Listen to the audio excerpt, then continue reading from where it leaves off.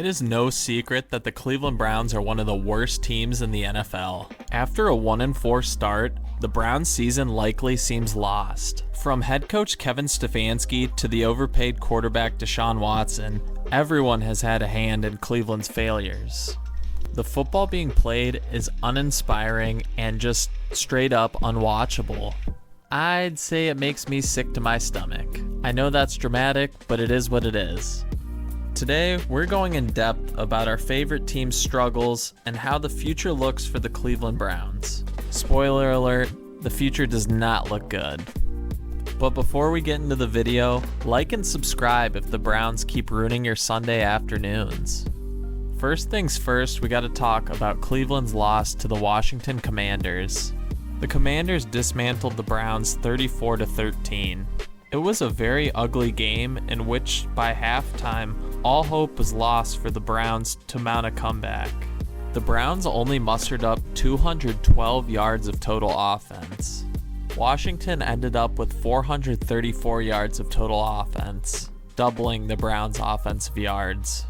I would like to add that the Browns are the only team in the NFL without a game in where they accumulate over 300 yards of total offense. I promise you that the Browns will not win another game if something doesn't change. We've already lost to all the easy teams on our schedule.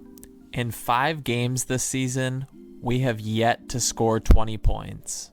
It's absolutely ridiculous, and this is why we're looking at a rebuild.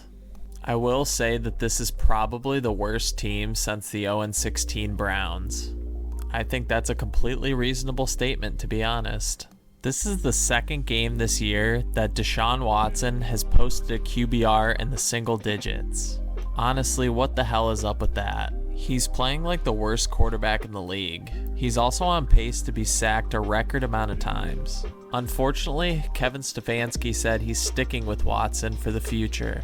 I don't know what the point of that is because the season's already lost. The likelihood of a 1-4 football team to make the playoffs is slim to none.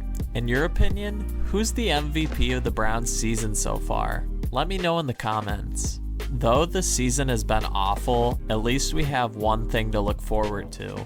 Nick Chubb should be returning in the next few weeks, and that will give us a little boost in the run game. Nick Chubb averages 5 yards a carry for his career, so that will definitely help. Other than that, the Browns have a very brutal schedule. In my opinion, I think the Browns are going to make some huge changes to the organization, probably after the season though. I think they'll probably start off by buying Deshaun Watson out of his contract. That's a lot of money for the team to eat up, but honestly, it's probably for the best. I can also see us getting rid of other veterans to try and recoup some draft capital. It would probably help if our team gets a little bit younger. With how this season's going, I wouldn't be surprised if we got a top 5 pick in the NFL draft. This will be our first time picking in the first round of the draft since 2020. I don't see us drafting any other position other than quarterback with our first pick.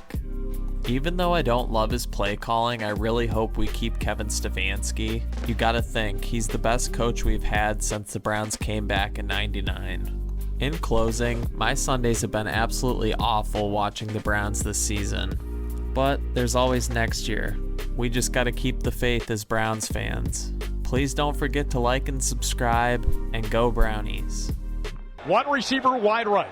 Tight ends off the line to the left. Chubb, the running back. They pitch it to Chubb. Chubb running on the left side. Cuts the corner. Turns the corner. Drives up the field, and here he comes. 50, 40. He'll be arriving in the end zone. Right. Oh, he stepped out of bounds at the 1. Smart move. He stepped out of bounds at the 1-yard line.